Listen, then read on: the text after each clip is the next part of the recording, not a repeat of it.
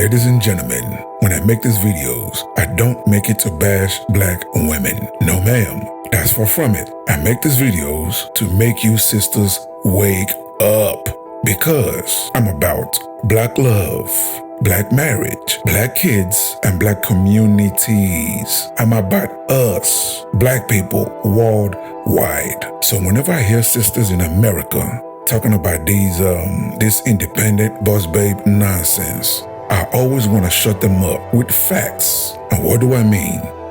Well, I'm glad you asked. Modern women said they'll never be like their grandmothers, that their grandmothers were slaves to their grandfathers, right? Well, according to data, sisters from the 50s down all the way to slavery was happier, less stress. They were not on antidepressant medicines. There was less crimes in our communities. Their kids were very respectful, even though they were living in way more dangerous and harsh times. Let that sink in. With the hardship and the way they were being treated, they still managed to build a community to help raise their children. There was no such thing as baby daddy, because their husbands was in the house with them till they grew old together. Now, fast forward to today, sisters have more freedom, better paying jobs, the freedom to sleep and smash whomever they want. However, today, sisters are more depressed than ever in American recorded history. You understand? Women's self-deletion is at an all-time high in America. Each year, every single year, more and more sisters are taking antidepressant medicines.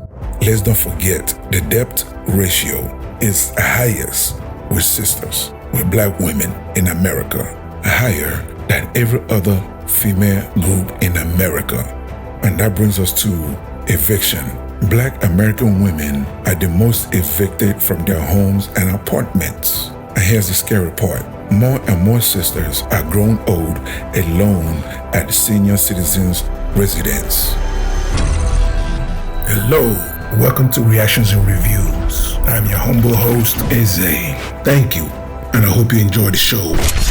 Things has gotten so bad, dating has gotten so bad, that black men have stopped going out. When you go to an event, right now, if you go to an event, you will see mostly women. Go to a bar and grill, mostly women. At what point will you sisters wake up and realize every year more and more black men are abandoning American black women and leaving you ladies to fend for yourselves? Which brings me to today's episode. Here is another attractive, successful sister, but she's struggling to get a man. Okay? This is Crystal Renee. She's an actress. She is one of the main characters in Tyler Perry's show Sisters, that's streaming on BET.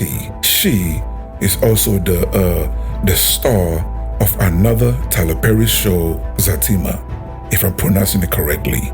Now, why don't we take a look at why she's not able to land a man? Shout out to our sister, Erica Cruz, for sending this clip. Let's get to it. I was worried about that. My biological clock is ticking. I found myself attracting like 20-year-olds. And I was like, what is this? 'Cause I know I don't look 40. That was the first thing. I don't look like how old I am. No disrespect, sis.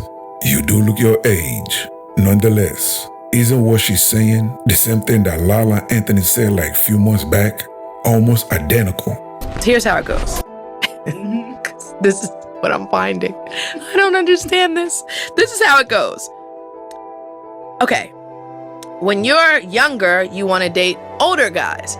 And I'm not saying when you get older, you want to date younger guys, but when you get older, only younger guys want to date you. It's the wildest thing. Literally, guys will DM me or want to take me out, and I'll Google them. I'll be like, you're 22 years old. Like, what? How? Like, how does this work? But like, so confident, so like, I want to take you out. I think you're amazing. And I'm just like, what's the cutoff? Like, I don't know the cutoff. I'm just saying, what is the cutoff? No, it's a real thing. A situation where I'm open I used to like to stay in the house all the time. And I was like, Crystal, you're never gonna find a man if you don't leave the house.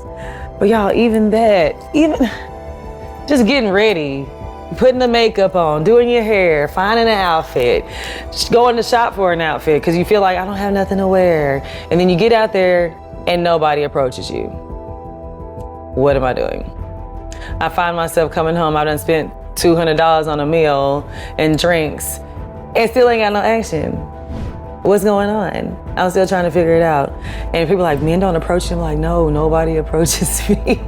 I'm like, I don't know if I look like I'm mean, or some people say I'm unapproachable. Other people say, oh, you look like you already got a man. I'm like, I don't.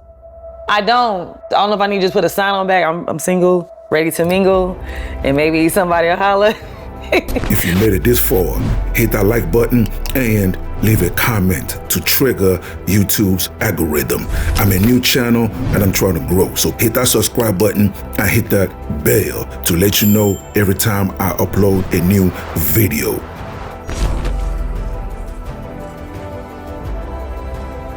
When men talk about women hitting the wall, ladies, it's real. The wall is real. Men don't say that to be mean or cruel, but rather to let your sisters know you need to find you a good man when you are in your prime and settle down instead of racking up bodies when you're in your 20s. And then when you hit your 40s, all of a sudden you want some man, some simp to come and play step daddy or stepfather. That's not happening no more. Men are waking up and ain't working no more, ladies. Let's go. Inconsistency. I would allow a man to just kind of come in and come out. I had a lot of relationships where it was off and on. And whenever he called back, we were back on.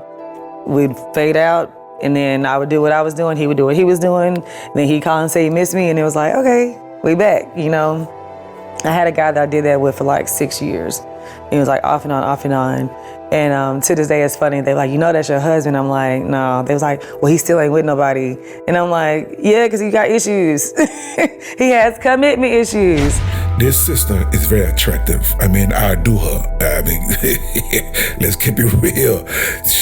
I do her. But I'm willing to bet many good brothers, average men, that will take care of her, that will treat her like a queen. I bet you those guys approach her on a daily basis. I can almost guarantee if anyone right now looking at her phone, there's about 10 men, good men, waiting in line to be her man. But she doesn't want those guys. You feel me? She doesn't want those guys. She wants the athletes, the rappers, the famous men. She wasted 6 years with a guy that wouldn't commit. But yet, what did she do? She kept going back to him. And we all know the dude was definitely blowing her back out, and she was most likely swallowing his seed. Yeah, I know exactly what I'm trying to say. I can almost guarantee the dude she was talking about was probably a pookie athlete or a rapper or a rich dude that has options. You heard her say it, ladies and gentlemen. You heard her say it. He'll go do his thing, then she'll go do her thing. But when he calls, she drops everything she's doing or whoever she's dating and goes back to him. 6 years. She did this, ladies and gentlemen, 6 years. Now, what do you guys think?